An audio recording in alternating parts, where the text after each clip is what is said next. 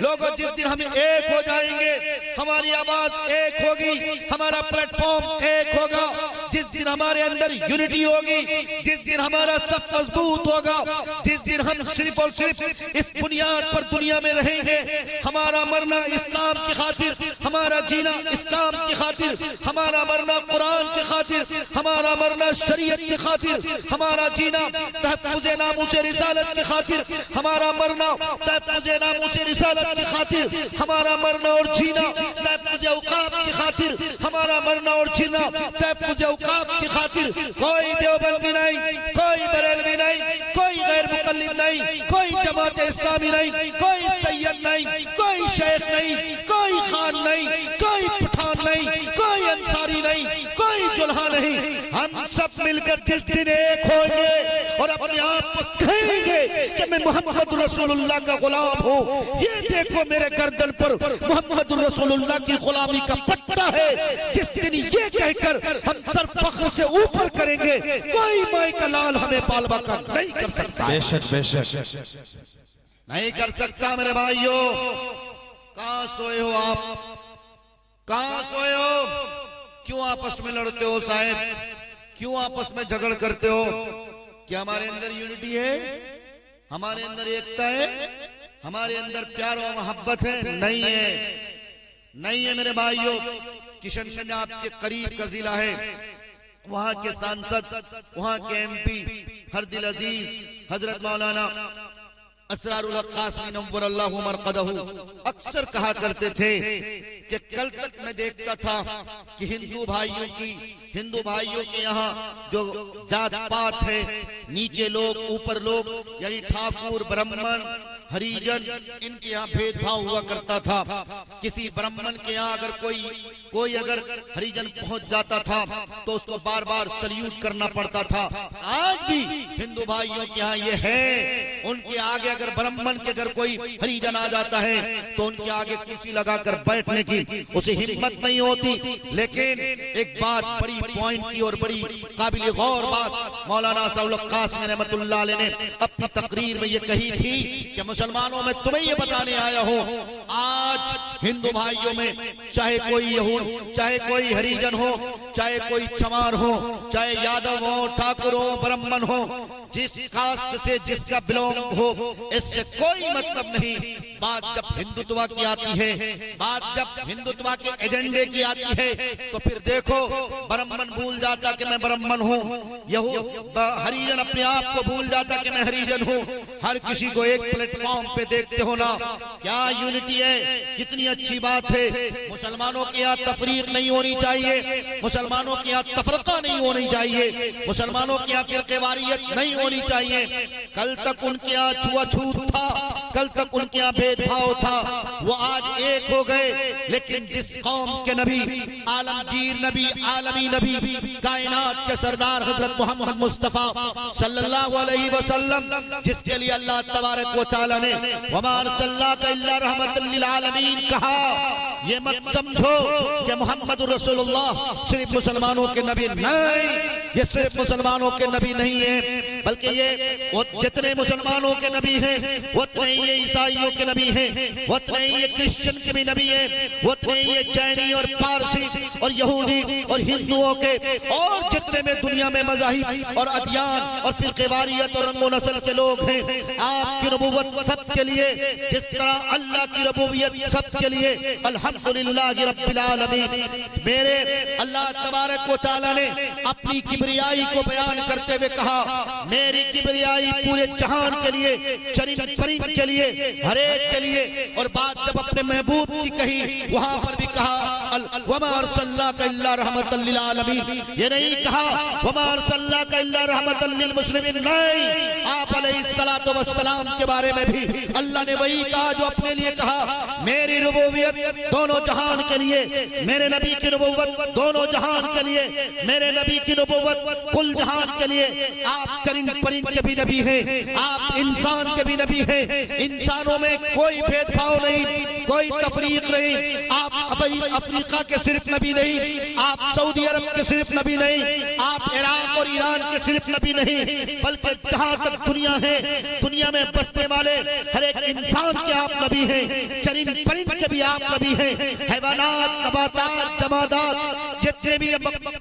जितनी भी अल्लाह ने मखलूक बनाई है, 18,000 मखलूकात, सारी मखलूकात के आप नबी हैं। मुसलमानों, आज सबसे बड़ी जरूरत हमारी और आपकी यही है। आज हम जब रोड पे जाते हैं, मार्केट में जाते हैं, हम अपने जिस्म से, हम अपने चलने फिरने से, हम अपने कारोबार से, हम अपनी तिजारत से, हम अपनी मईशत से, हम अपनी काश्तकारी से, हम अपनी रोजमर्रा की जिंदगी से गैर मुस्लिमों को ये नहीं झलकाते कि हम मुसलमान हैं, हम मोहम्मद रसूलुल्लाह के गुलाम हैं। जिस दिन मुसलमान का बच्चा, जिस दिन मुसलमानों की बच्चियां ये झलकाएं, ये दर्शाएं अपने चेहरे से, अपने दाढ़ी के बाल से, अपने सर के बाल से लेकर पैर के नाखून तक, जिस दिन ये हव्वा की बेटियां ये दर्शाने लग जाएं, ये साबित करने लग जाएं कि मैं फातिमतुज़ ज़हरा की कनीज़ा हूं, मैं अपने हया का सौदा नहीं कर सकती, मैं अपनी इज्जत का सौदा नहीं कर सकती। कोई इंटर में पढ़ने वाली बिटिया हो या कॉलेज में पढ़ने वाली बिटिया हो, मैट्रिक में ट्यूशन पढ़ने वाली बिटिया हो, हर एक बेटी को और हर एक बेटे को जिस दिन इस बात की फिक्र होगी मैं तालीम में बाद में आगे बढ़ूंगा, सबसे पहले मुझे इस बात की तरफ ध्यान देना, तवज्जो देनी है कि मैं मोहम्मद रसूलुल्लाह का गुलाम हूँ। जिस दिन तुम ये तौक़े सलासिल की तरह अपने अपने अपने गर्दन पर गुलामी का पट्टा बांधोगे और सड़कों पे जाओगे, तो अपने लिबास से, अपने ओढ़ने पहनने से, अपने किरदार और अपने करतूत से, अपने अखलाक और अपनी मईशत से, अपनी तिजारत और अपने कारोबार से, अपनी काश्तकारी से गैर मुस्लिमों को ये झलकाओ।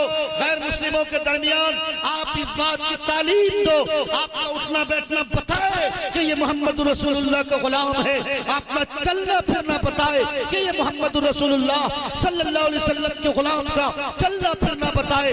ये हव्वा की बेटियों की जिंदगियां, इनका ओढ़ना पहनना ये साबित करे कि ये फातिमतुज़ ज़हरा की कनीज़ाएं हैं। माशाअल्लाह, माशाअल्लाह। खा के कहता हूँ, खुदा की कसम खा के कहता हूँ, फिर आप ये बात अच्छी तरह जान लें, आपके बीच कोई फिरौन नहीं आएगा, आपके बीच कोई माननीय प्रधानमंत्री हजरत नरेंद्र मोदी दामद बरकात हम जैसे लोग भेजने की कोई जरूरत नहीं पड़ेगी। आपके बीच कोई हजरत योगी आदित्यनाथ जैसी शख्सियत को भेजने की जरूरत नहीं पड़ेगी। लेकिन आप जानते हैं, जो काम करने के लिए अल्लाह ने आपको भेजा था, जिस मिशन के आगे बढ़ाने के लिए भेजा था, आप तो आलमी नबी की आलमी उम्मत थे, आपका किरदार आलमी होना चाहिए था, आलमगीर होना चाहिए था, लोगों के लिए मिसाली होना चाहिए था, आप कारोबार में पक्के सच्चे होना चाहिए, आपको होना चाहिए था, आप बिजनेस में एक नंबर का मुसलमान होना चाहिए था। लेकिन हमारी बदकिस्मती, हमारा भाई हमारी दुकान से खरीदो फरोख्त नहीं करता,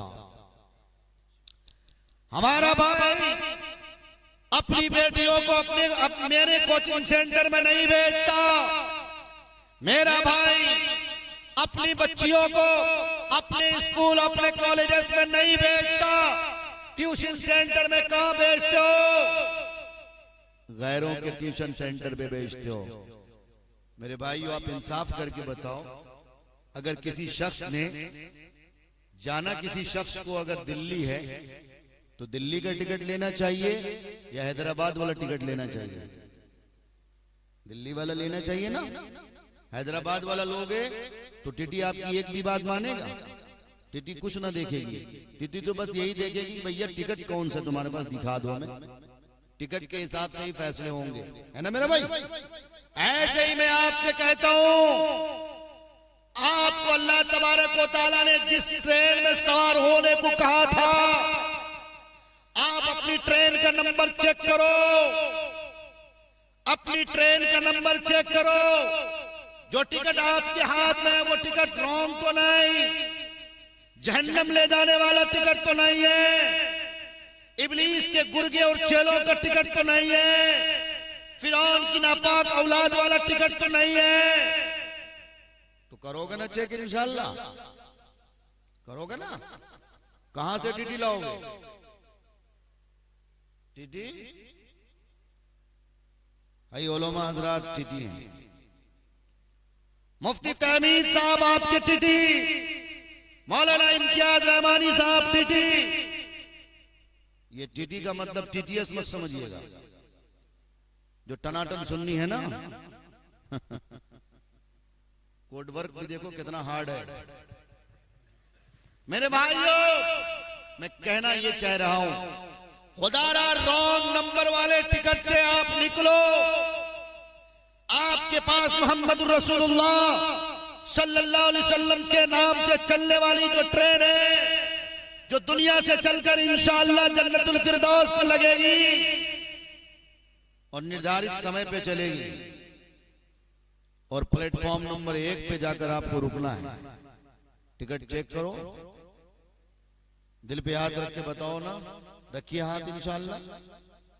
करेंगे चेक कल इंशाअल्लाह। कैसे चेक करोगे? पीएनआर नंबर कहां मिलेगा? मेडिकल स्टोर में नहीं, नहीं मेडिकल हॉल में नहीं मिलना। एक वाकया मैं बता दूं, हकीम उल उम्मत, आप थक तो नहीं रहे? हाथ उठा के वादा करें ना।